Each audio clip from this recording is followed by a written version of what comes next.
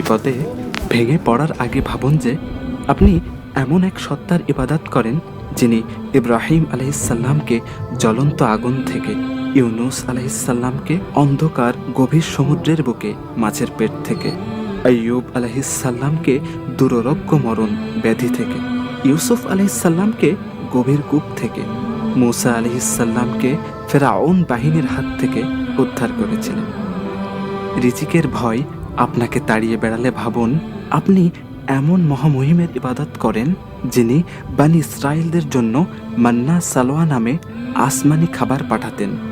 মারিয়াম আলাইহিসসালামের জন্য তিনি ফেরেশতার মারেফাতে খাবার তার কক্ষে পৌঁছে দিতেন।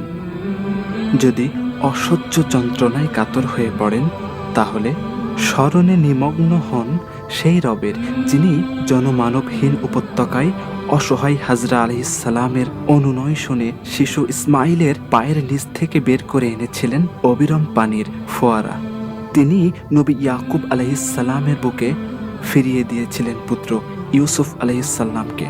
মূসা আলাইহিসসালামকে ফিরিয়ে দিয়েছিলেন তার জন্মদাত্রীর কোলে।